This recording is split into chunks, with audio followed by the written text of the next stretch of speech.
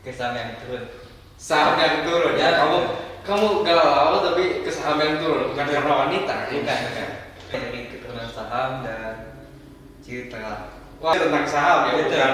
bukan tentang wanita lagi Mas Dera Bukan. ini.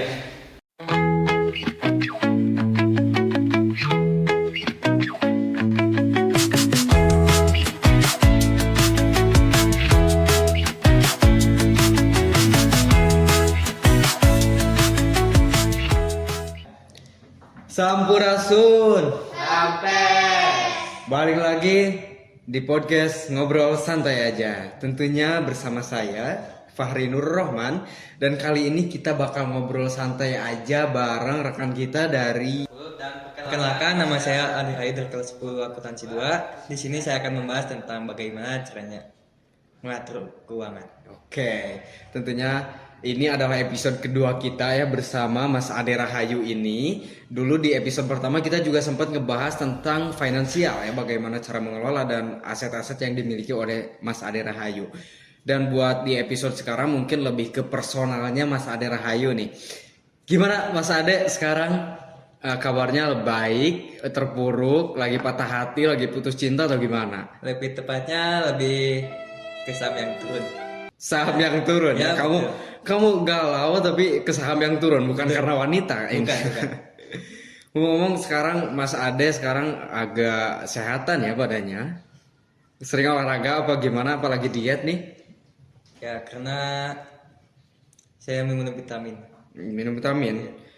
Hari ini lagi santai aja atau lagi capek? Tentu lagi santai. Lagi santai. Thank you loh udah nyempetin waktunya buat hadir di podcast kedua kita kali ini. Ngomong-ngomong soal kelas meeting, Mas Dera ikut kelas meet apa, lomba apa? Saya mengikuti classmate game Mobile Legend. Game Mobile Legend. Iya. Game Mobile Legend. Kenapa game ML? Saya itu game kesukaan. Game kesukaan. Kamu sempat Dera masih sempat main ML ya berarti, walaupun dengan kesibukan yang Dera miliki. Ya, betul. Lomba-lomba lain Dera gak ikut? Enggak. Kenapa gak ikut? Ya, karena tentunya saya nggak bisa. Tapi bisa badminton kan? Bisa. Cuma sayang banget ya badminton di kelas meet kita kali ini tuh gak ada karena ya gak ada tempat dan fasilitas yang memadai buat menjalankan lomba badminton. Ngomong-ngomong soal jurusan akuntansi, kenapa Mas Dera milih jurusan akuntansi di SMK 1 Kawali? Saya ingin membuat keuangan yang lebih baik dalam menjalani kehidupan sehari. Jadi emang ilmu yang diterapkan dari akuntansi ini benar-benar cocok buat Dera gitu ya. Ya, betul. Hal yang paling berat menurut Mas Dera di akuntansi itu apa? Menurut saya itu dalam pembukuan. Pembukuan. Saya gak ngerti sama sekali loh pembukuan tuh kayak gimana sih? Yaitu untuk pembukuan ya mencatat transaksi. Transaksi. Iya. Oke, jadi tentang transaksi itu di buku. Iya. Saya itu rekan-rekan saya kan dari jurusan akuntansi, banyak dari jurusan akuntansi, dan mereka itu sering banget bawa buku besar namanya. Nah itu tuh apa buku besar? Itu untuk mencatat pembukuan. Untuk mencatat pembukuan. Iya. Emang buku besar, memang perlu banget ya buku sebesar itu untuk mencatat pembukuan. Karena itu dibuat kolom. Hmm. Dibuat kolom. Buku besar, satu buku besar deh. Itu fungsinya buat berapa tahun ke depan, buat berapa bulan atau buat berapa minggu? Tergantung lembar. Tergantung lembar gimana tuh maksudnya? Kalau kan sekarang banyak praktek, Iya. kalau kemungkinan yang 100 lembar itu mungkin cukup 1 tahun. Cukup 1 tahun. Cukup. Kalau di harga deh, Iya. harga berapa Sekitar per 100 lembar? 25.000 kalau nggak salah. Tapi murah ya. Iya. Maksudnya dari kwitansi buku segede itu dengan harga 25.000 itu cukup murah sih kalau dibayang-bayang. Yang paling kaget menurut kamu apa sih di jurusan akuntansi ini? Yang pertama masuk, Kenapa pertama masuk kamu kaget? karena yang dari saya pelajari beda. Maksudnya? Dari pembukaan ya saya belajar di saham itu beda pembukaannya kan, dari saham itu yang namanya order book. Order book. Iya. Iya. Kalau dari akuntansi, Pembukuan. pembukuan. Itu cuma itu aja yang bikin kamu kaget. Betul. Itu aja? Ya itu. Oke.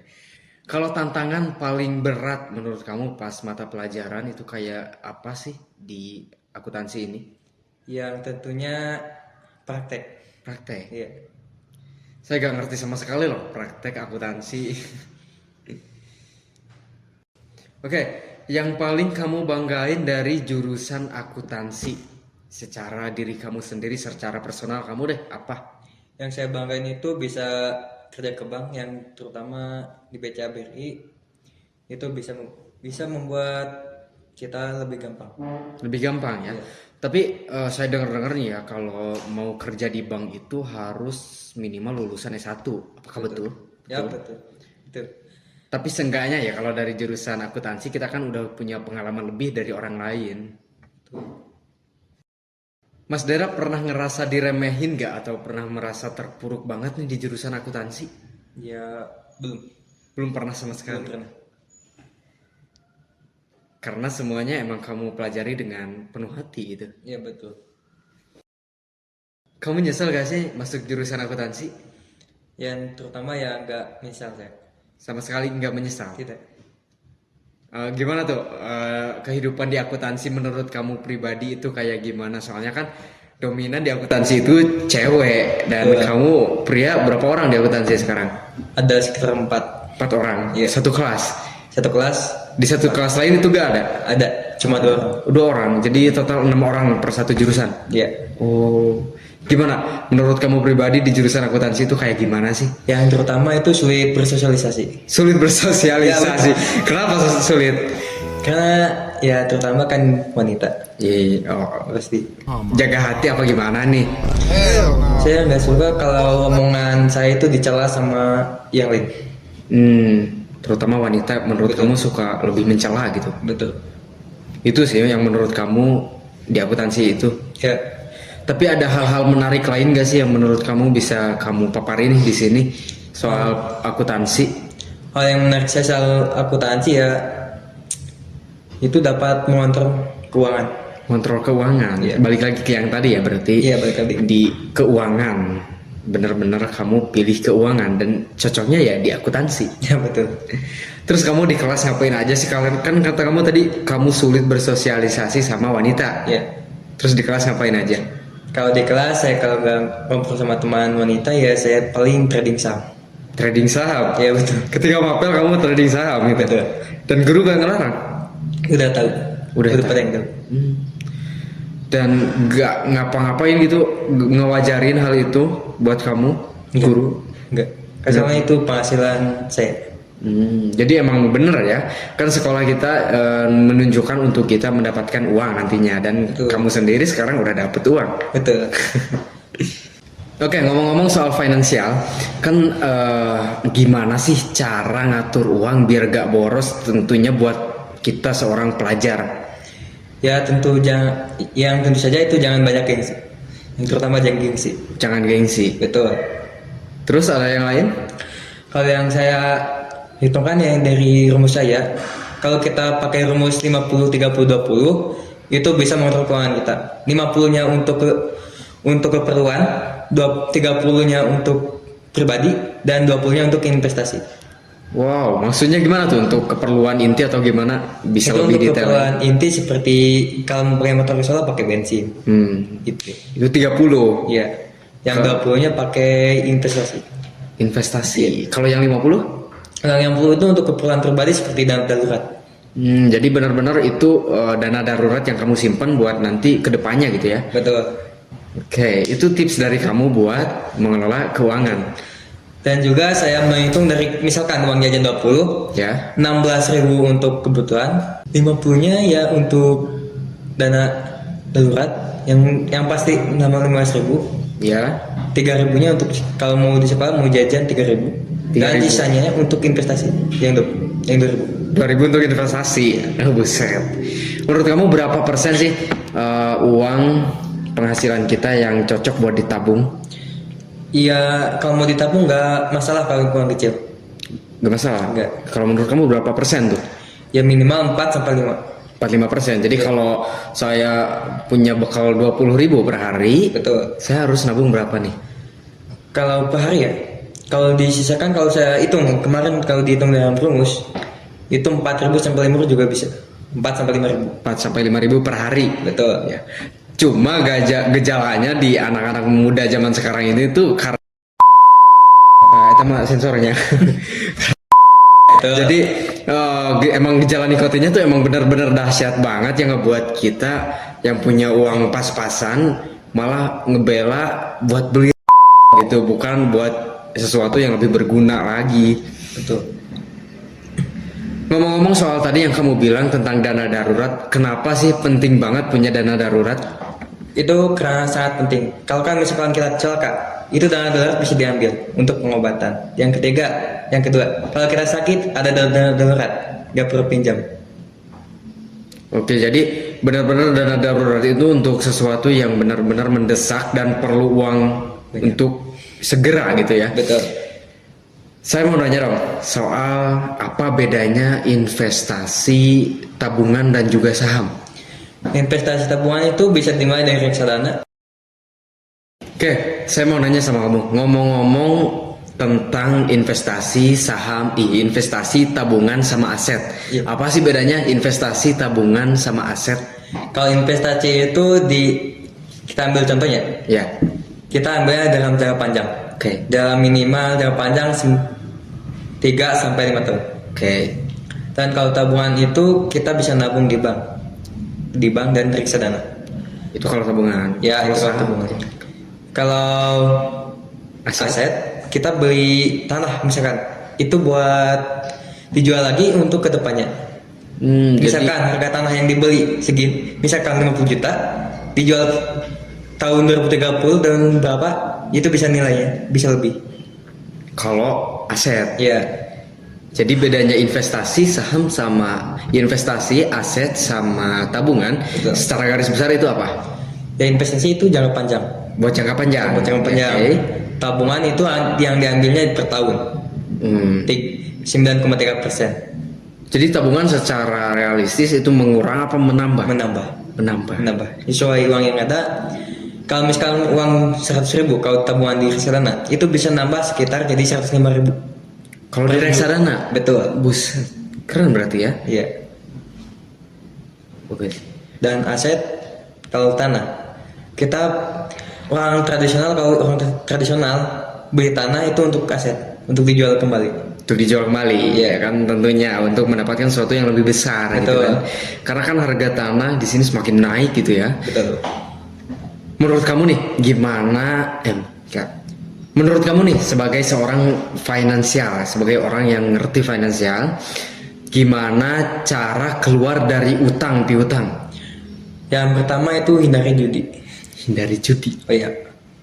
Dan jangan ambil apapun untuk gengsi. Barang apapun untuk gengsi. Udah itu aja.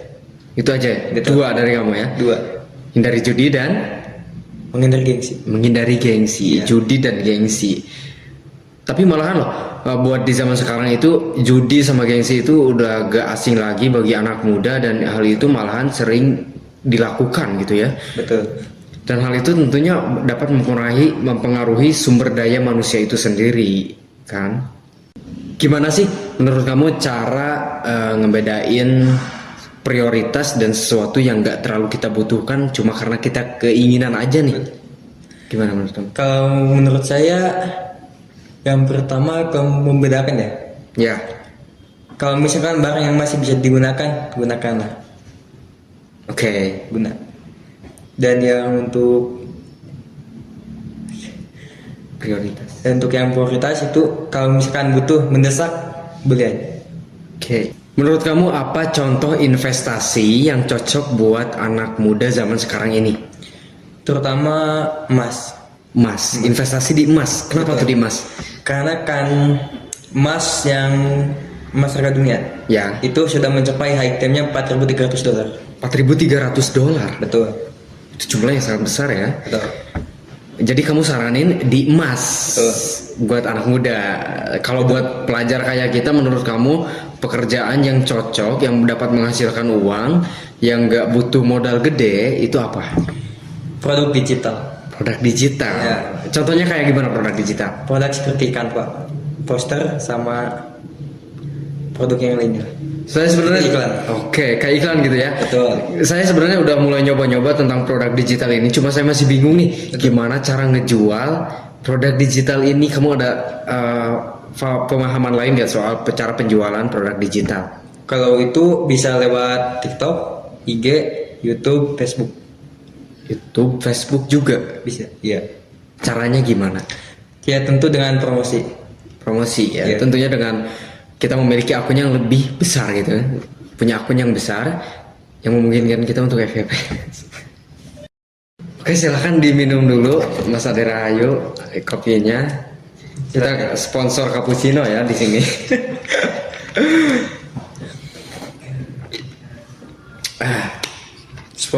Sponsor ya. Dari pengalaman kamu sebagai seorang finansial, apa kesalahan terbesar bagi seorang finansial dalam mengatur uang? Untuk ya yang pertama boros. Boros ya. Betul. Saya bulan lalu pengeluaran saya yang biasanya kurang dari 8 juta sekarang menjadi 20 bengkak. 8 juta. Itu Betul. buat apa 8 juta kamu segitu? Buat yang kelebihannya untuk main. Main. Main apa, Bang? Kalau ya biasa ke kafe sama teman. Jadi buat ngebahas investasi juga ke depannya gitu. Betul. Oke, kita kembali lagi ke jurusan mungkin ya. Ada gak satu pelajaran hidup yang kamu pegang dari jurusan akuntansi menurut kamu? Pelajaran hidup ya. Kalau tentu saya punya. Selama beberapa bulan kamu sekolah di sini, tentunya kamu sudah lebih mengenal dengan jurusan akuntansi di SMK Negeri 1 Kawali. Nah, tentunya kamu sudah punya pandangan dong. Betul. Apa saja sih hal-hal yang menurut kamu paling ribet, paling susah buat dikerjain di jurusan akuntansi? Yang pertama banyak tugas. Banyak tugas. Itu masalah umum ya, banyak tugas. Betul. Emang jurusan akuntansi ngebuat kamu kayak gimana sih? Ngebentuk mental, ngebentuk kedisiplinan atau kayak gimana? Yang pertama itu untuk kedisiplinan. Kedisiplinan. Betul. Kenapa itu? Ya untuk yang pertama untuk membuat tugas. Ya. Terus yang lain? Dan yang lain ya cuma itu saja. Cuma itu. Betul. Kalau orang adik-adik kamu nanti adik-adik kelas kita yang akan datang ke SMK Negeri 1 Kawali mau jurusan akuntansi, menurut kamu silahkan kasih pesan buat di sana. Apa sih hal-hal yang perlu disiapkan buat masuk ke jurusan akuntansi? Yang pertama itu mental dan yang pertama mental, yang kedua ya, jangan putus di tengah jalan. Jangan putus di tengah jalan. Betul. Betul sekali itu ya. Ya. Karena emang dari beberapa waktu lalu, beberapa tahun ke belakang ya, banyak banget anak-anak itu, contohnya angkatan saya dan angkatan setelah saya, mereka itu masuk ke SMK Negeri 1 Kawal ini dengan penuh susah payah. Tapi ketika mereka sedang berada di dalam, ya mereka menyesal. Katanya di SMK ini terlalu ketat, di SMK ini banyak ini itunya dan tugasnya segala macam. Nah itu yang membuat mereka malah keluar. Padahal sayang banget loh. Nah, Betul. kamu sendiri gimana nih selama beberapa bulan ini? Kamu ada rasa penyesalan nggak di masuk SMK Negeri 1 Kawal Yang ini? pertama pandangan saya sekolah cukup bagus. Cukup bagus. Oke, cukup bagus menurut saya. Yang kedua tidak ada pembuli, Tidak ada pembuli. tidak. Dan yang ketiga gurunya sangat ramah. Sangat. Betul. Ya jujur di poin kedua kamu yang tadi ya tidak ada pembuli itu benar-benar jujur ya. Betul. Saya kira pas sebelum masuk ke SMK Negeri 1 Kawali ini, karena kan ini sekolah gede ya, tentunya banyak banget yang diskriminasi dan lain sebagainya. Tapi ternyata setelah saya masuk, orang-orang di SMK Negeri 1 Kawali ini itu benar-benar nerima perbedaan apapun itu. Mulai dari asal sekolah, asal hidupnya dari mana, kehidupannya kayak gimana, warna kulit, badan dan lain sebagainya itu benar-benar di sini diterima semua ya. Betul. Jadi saya sangat tidak menyesal juga sama seperti Anda bahwasanya masuk jurusan akuntansi. Bahwasanya masuk ke sekolah SMK Negeri 1 Kawali ini benar-benar adalah hal dan experience yang tidak bisa saya lupakan gitu ya. Karena selain dari kenyamanan yang diberikan, di sini juga memberikan sebuah pembelajaran yang sangat menekan gitu. Ngomong-ngomong soal jurusan nih, kamu ngerasa ada hal yang kurang gak sih? Ada hal alat atau pembelajaran yang kurang di jurusan akuntansi? Menurut saya itu sudah cukup banyak, sudah komplit. Udah komplit? Iya. Jadi menurut kamu nggak ada hal-hal yang perlu ditambah atau perlu perubahan atau kayak gimana? Kalau menurut saya ada perubahan. Apa itu? Yang pertama itu laptop untuk praktek. yang pertama itu. Kenapa tuh laptopnya? Kalau saya coba-coba ya yang malah dibandingkan dengan laptop punya saya, yang Jauh. soalnya itu jauh amat. Coba. Tuh. Jangan dibandingkan dengan punya Anda dong. Ya, jadi buat para guru akuntansi silahkan dah. Ya, ini saran dari Ade Rahayu, salah satu anak akuntansi, bahwasanya beliau menginginkan laptop yang lebih memadai gitu. Selain dari laptop deh, ada hal lain nggak yang menurut kamu perlu diperbaiki mulai dari sistem atau lain sebagainya? Kalau dari sistem itu sudah cukup bagus. Sudah bagus berarti. Kan orang-orang bilang terutama cowok ya, mereka itu suka ngeluh soal ukuran rambut. Betul kan? Betul. Di 210 kemarin banyak sekali yang protes di tahun kemarin tentang rambut. Nah, menurut kamu rambut itu ngaruh gak sih? Kalau menurut saya itu enggak sih. Gak ngaruh. Enggak. Tapi kamu setuju gak kalau rambut di SMK Negeri 1 Kawali ini itu pendek? Setuju. Kenapa setuju? Karena kan itu ada aturannya. Ya, ada aturannya. Betul. Mencapai kerapian. Kerapian. Iya, betul. Jadi kamu setuju-setuju aja gitu selama menjadi murid SMK Negeri 1 Kawali rambut harus gundul. Betul. Ya udah nanti mah dicepak mekar aja kayak Abri ya. Tapi ngomong-ngomong soal rambut ini sekaligus mengasih penerangan buat sekalian.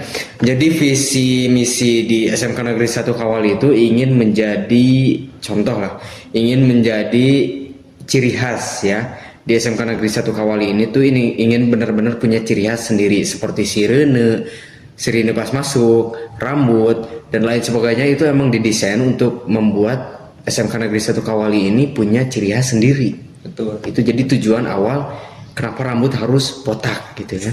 Tapi ya tentunya keputusan pasti ada yang nggak suka dan hal itu tentunya benar sekali ya, bahwasanya sebagian bahkan hampir semua lah murid SMK Negeri 1 Kawali yang pria itu tidak suka rambut botak. Betul. Dan hal itu karena ya menghambat kegantengan katanya. Ngomong-ngomong soal personal diri kamu nih, kan kamu sebagai seorang finansial, sebagai seorang trader, investor dan juga pemegang aset gitu ya. Betul. Kehidupan kamu di luar sekolah tuh kayak gimana sih? Kalau ya di luar sekolah cukup berantakan. Kenapa berantakan? Bisa berantakan kayak gitu gimana, Mas? Yang pertama itu saya kalau ada bentrok sama teman, saya sering berkelahi. Berkelahi? Betul. Wow. Oke, menurut kamu cara ternak uang paling efektif dan relevan buat anak muda zaman sekarang itu kayak gimana?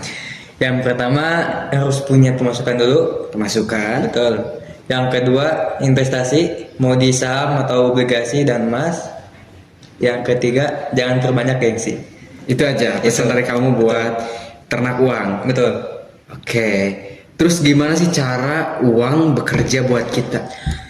Caranya adalah untuk berinvestasi di saham, yang terutama saham yang baru IPO. Investasi. Betul. Ya, betul sekali investasi ya, karena kan kalau kita investasi kita tidur pun uang bakal tetap nambah. Betul. Tapi kalau investasinya dikit, gak akan kerasa gak sih? Kalau situ kalau investasi sedikit tambah tapi tetap tambah tapi sedikit. Ya, jadi benar-benar gak kerasa gitu ya. Betul. Menurut kamu berapa penghasilan paling ideal untuk berinvestasi? Paling ideal itu untuk seperti mahasiswa kita, seperti mahasiswa 300 sampai 500 ribu itu sudah ideal. Oh, sudah bisa. Sudah bisa. Di harga segitu udah bisa investasi menurut kamu? Sudah. Itu sebanding dengan satu lot saham BCA. Satu lot saham BCA. Betul. Per lotnya berarti di harga 500 500.000. Betul. Jadi emang benar-benar sebanding ya lah. Betul. Segitu mah bisa dikejar lah sama para mahasiswa dan juga siswa. Betul. Mungkin nggak kerasa ya kita udah ngobrol lumayan lama di sini, dan terima kasih sekali lagi kepada Ade Rahayu yang udah nyempetin waktunya buat hadir di sini. Jangan kapok-kapok, pokoknya kita terus saling komunikasi untuk membahas hal-hal yang lebih besar lagi nantinya. Mungkin cukup sekian juga rekan-rekan sekalian, para baraya semuanya. Terima kasih telah menyaksikan podcast kali ini. Saksikan kembali podcast berikutnya di episode berikutnya, tentunya dengan jurusan lain juga dan experience lain juga. Sekali lagi terima kasih Ade Rahayu. Cukup sekian. Terima kasih.